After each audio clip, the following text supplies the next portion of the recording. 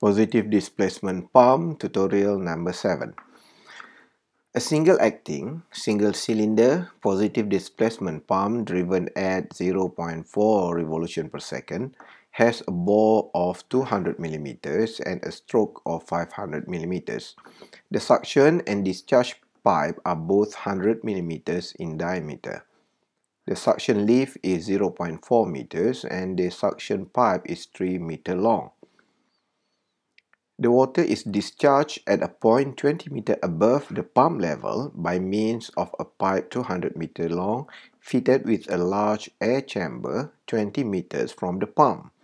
Calculate the absolute pump cylinder pressure at the start, end, and mid-stroke times for both suction and discharge, assuming no slip at the pump and a frictional factor of 0.008 for both pipes. Take atmospheric pressure as 10.3 meters. Ini adalah contoh gambaran sistem pipe yang kita ada berdasarkan soalan yang telah diberikan. Kita mempunyai suction pipe 3 meter panjang dan dia membuat suction head sebanyak 0.4 meter. Maknanya ia berada 0.4 meter secara tegak daripada sumber air. Kemudian daripada piston pump ini disambungkan 200 meter pipe yang akan menjadi discharge pipe here dengan diameter 100 mm dan ia akan membentuk 20 meter delivery head di sini. Kemudian dalam jarak 20 meter daripada piston terdapat air chamber. Saya telah terangkan air chamber atau air vessel adalah salah satu cara untuk mengurangkan friction dan untuk memastikan bahawa air boleh mengalir secara steady ataupun secara terus-menerus di dalam delivery pipe. Tetapi steady flow di situ, aliran yang steady itu berlaku bukanlah daripada piston di sini, tetapi bermula daripada air chamber. Oleh itu, kita perlu mengira dua kali di dalam delivery pipe. Satu, kita kena mengira apa yang berlaku sebelum air chamber. Kemudian kita perlu mengira apa yang berlaku selepas air chamber. Kerana pengiraan sebelum air chamber adalah berdasarkan pengiraan piston pump biasa. Maksudnya kita akan menggunakan rumus friction head for delivery di sini. Tetapi kita perlu menggunakan rumus major loss yang kita belajar di dalam fluid mekanik 1 dan 2 di dalam pipe selepas air chamber, kerana di dalam selepas air chamber aliran merupakan aliran flow in pipe seperti biasa. Okey, kita bermula dengan pengiraan di suction stroke. Ini adalah rumus pengiraan di suction stroke. Saya tidak perlu terangkan, telah banyak kali kita berjumpa dengan rumus ini. Pada start, beranggapan bahawa omega T sama dengan kosong. Oleh itu, frictional at suction, frictional head at suction sama dengan kosong. Acceleration dengan nilai kosong, kita boleh mendapat cos sama dengan 1. Oleh itu, rumus menjadi boleh diringkaskan seperti ini. Kita masukkan nilai. Kemudian, kita boleh dapat head adalah 7.968 meter.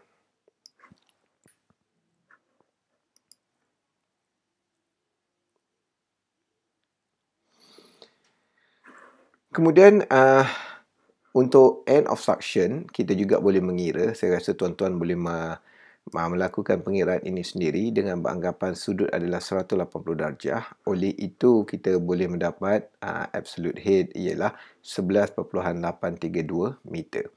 Di dalam mid suction stroke, kita dengan beranggapan dengan pengiraan bahawa acceleration head adalah kosong, kita perlu mengira frictional head. Dan berdasarkan rumus ini, kita boleh dapat nilai frictional head bersamaan dengan 0.077 meter. Kemudian kita boleh mengira absolute head pada suction adalah 9.823 meter di dalam keadaan mid stroke. Kemudian di sini soalan ini lebih ingin menunjukkan bagaimana pengiraan yang boleh kita buat di dalam discharge stroke. Kerana di dalam discharge stroke, kita mempunyai air vessel. Oleh itu, rumus akan menjadi sedikit panjang sedikit ini kerana kita perlu menambah dua jenis friction. Satu, kita ada frictional head for discharge. Ini kita pernah selesaikan masalah ini di dalam pembelajaran yang terdahulu dan menggunakan rumus piston pump. Tetapi oleh kerana apabila air telah melepasi air vessel, air telah bergerak seperti biasa. Oleh itu pengiraan perlulah menggunakan idea flow in pipe. Oleh itu kita perlu tambah di sini frictional head disebabkan oleh steady flow in pipe. So kita namakan dia sebagai frictional head for steady flow. Jika tiada air chamber, saya ingatkan sekali lagi bahawa steady frictional ini akan bersamaan dengan kosong. Sekarang kita ingin mengira apakah head yang berlaku pada start stroke di sini.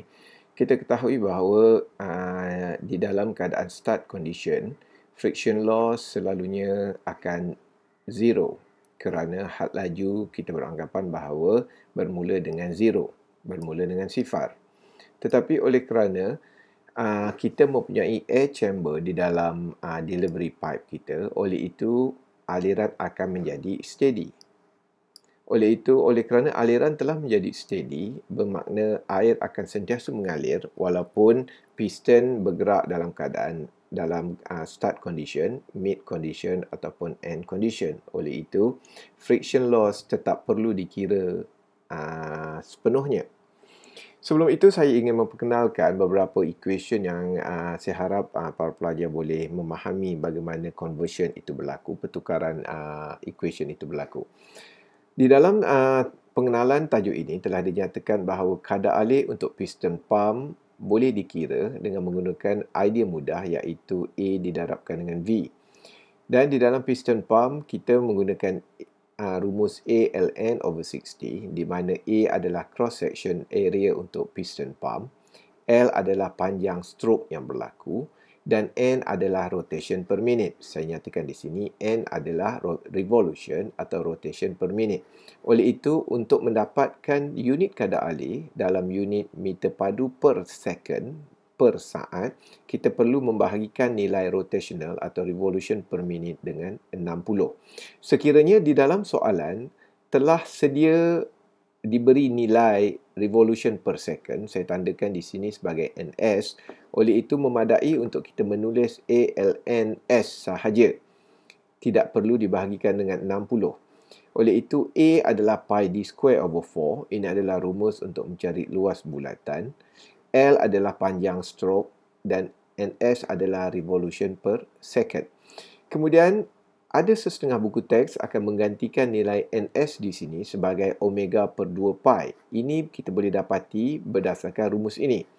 U sama dengan R omega sama dengan pi dn over 60, di mana U adalah had laju linear di dalam unit meter per second, R adalah radius dan omega ialah di dalam sebutan radian per second.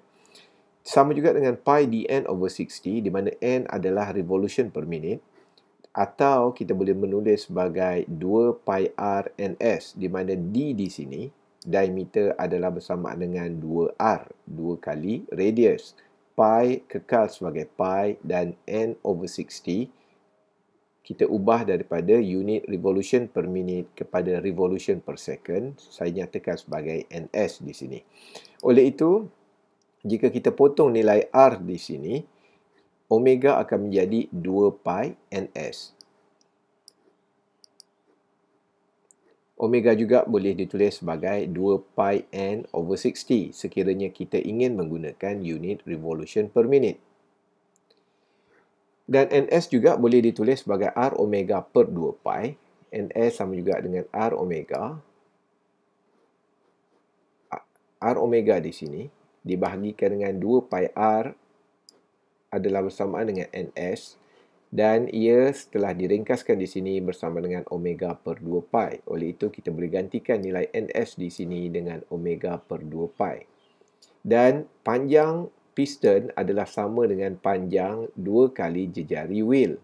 Boleh juga ditulis sebagai 2R.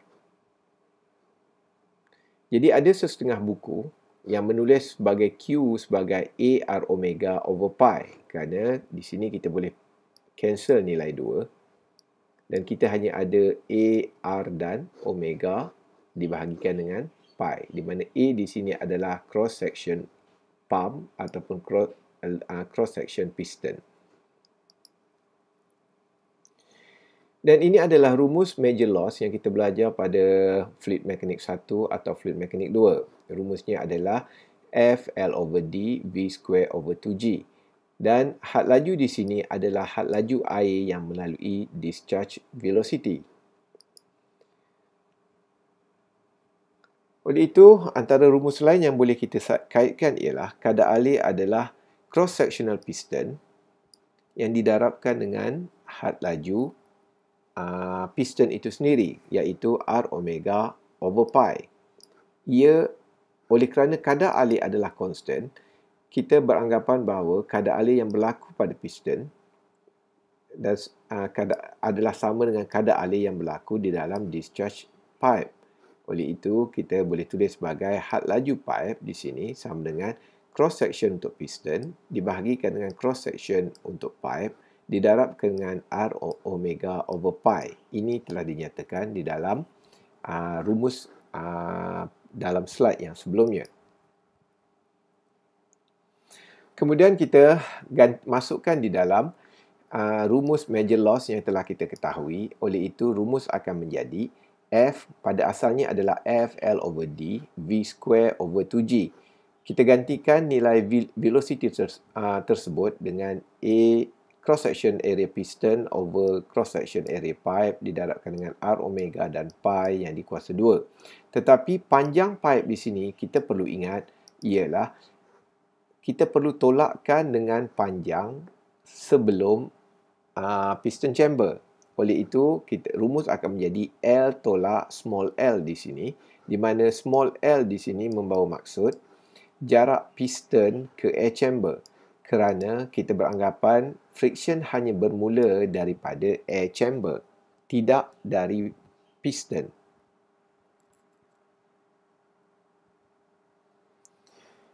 Kemudian barulah kita boleh mengira apakah total absolute head yang berlaku pada piston. Ini adalah rumus asas untuk mengira total head pada piston pada delivery pipe dalam keadaan kita mempunyai air vessel. At start stroke, kita dapati bahawa atmospheric pressure adalah 10.3, delivery head adalah 20.